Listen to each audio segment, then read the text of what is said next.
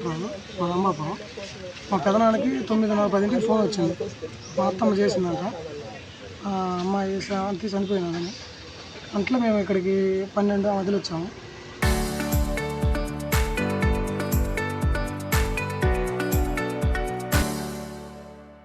వస్తే ఎవరు లేదు, అమ్మాయి మరణ గదిలో ఉంది. మళ్ళీ పోలీస్ స్టేషన్ దగ్గర తీసుకెళ్ళారు అందరూ. తీసుకెళ్ళి అక్కడికి వెళ్ళి అడిగారు మా అత్తయ్యని, ఏం జరిగిందమ్మా అని. ఉదయం రోజు 8 గంటలకు వదిలేసి మళ్ళీ సాయంత్రం వచ్చి 9:30 మధ్యలో తీసుకెళ్తారంట పిల్లని, పాపని.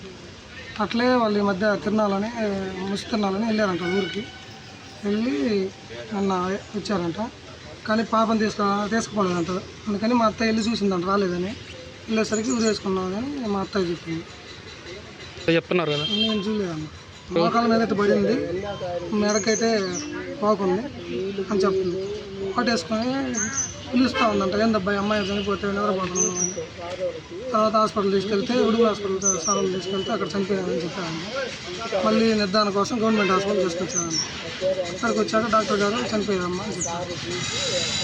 వాళ్ళని అడిగితేనేమో మా భర్త మేమేం గొడవలు పడలేదు, మేమేం చేయలేదు, మాకేం తెలియదు అంటున్నారు. ఆయన ముస్లింలు సార్ రోజు తాగుబోతులు అయితే కొట్టుకుంటున్నారు రోజు అనుకోవచ్చు. సడన్గా చనిపోతే ఎవరికైనా అనుమానమేగా. కుర్ర పిల్లలు అయితే సరే వయసు అయిపోయింది అనుకోవచ్చు. కొట్టుకునేవైతే తాగిపోయి డౌట్ లేకుండా ఉండేది. కానీ ఇప్పుడైతే కుర్ర అమ్మాయి కాబట్టి, ఇద్దరు కుర్రోళ్ళు కాబట్టి డౌట్ ఉంది సార్ మాకైతే. అది సభ్యులు అబ్బాయి అంటే ఇంకా అబ్బాయి తరపున మనకు ఎవరు తెలుసా? మనం ఏమన్నా వచ్చిపోయేది తెలుస్తుంది. ఇప్పుడు నువ్వు ఉన్నావు, నాకు తెలుసు కాబట్టి అన్న తెలుసు అంటాం. వాళ్ళు ఎవరు వచ్చారు ఎవరు అలా మనకు తెలియదు కదా సార్. వాళ్ళు ఉండేది అతికే అన్నాం. ఇప్పుడు ఆమె కాడ ఉందంటే ఆమె చెప్పేది, ఎక్కడో ఉండేదానికి మనమేం కదా. రోజు ఉదయాన్నే పిల్లని వదిలిపెట్టడానికి నా దగ్గరకు వస్తుంది. మధ్యాహ్నం నుంచి స్కూల్కి వెళ్ళిద్ది. ఉదయం వచ్చి మధ్యాహ్నం దాకా ఉండి పిల్లని వదిలిపెట్టి వెళ్ళిద్ది. సాయంత్రం అయ్యలేక 8:30 స్టడీ అయిపోయింది. స్టడీ అయిపోయిన కాడి నుంచి వచ్చి పిల్లని తీసుకొని వెళ్తుంది. ఈరోజు రాలేదు ఏందని రాత్రి నేను వెళ్ళా. 9:15 తప్ప 9 అయింది, 9:15 అయింది.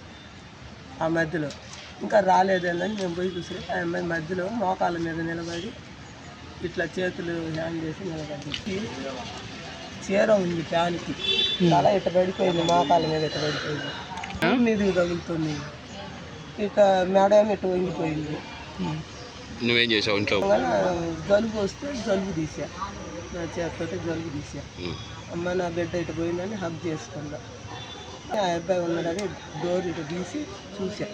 ఆ అబ్బాయి 4-5 సార్లు లేపా. అప్పుడు లేచి తలుపు పెట్టుకున్నా, వారు పట్టుకొని నెట్టా. వచ్చి నెట్టలేక ఆ అబ్బాయిని కేకలేసా. ఇంకా ఆ అబ్బాయి వచ్చి ఆ అమ్మాయిని ఆ అబ్బాయికి వరకు వచ్చేసింది, నాకు రాలేదు. ఇటు పెట్టి ఇట్లా ఆగాడంట, వచ్చేసింది. ఇందాక కానిస్టేబుల్కి చెప్తుంటే విన్నాను. మనమే ఉందని ఎట్లా గొడవ పడ్డారు. లేదు రాత్రి ఏదో చిన్నవి వస్తుంటాయి పోతుంటాయి. ఈ రాత్రి మటుకు పెద్ద గొడవ వచ్చి ఉంటుందని నా అనుమానం.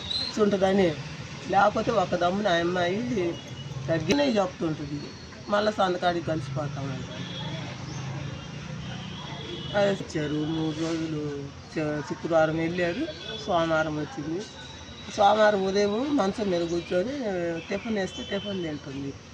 అట్లాగనే నాకు వెళ్ళి ఉదయం చూసింది. ఆ అమ్మాయి మనసులో బాధ నాకు చెప్పలేదు. నేను ఇంకే రోజు ఉండేదే కదా అని చెప్పి మేము వెళ్ళిపోయాను. నాకు వాళ్ళ విషయాలు అట్ట తెలుస్తుంది తెలియదు.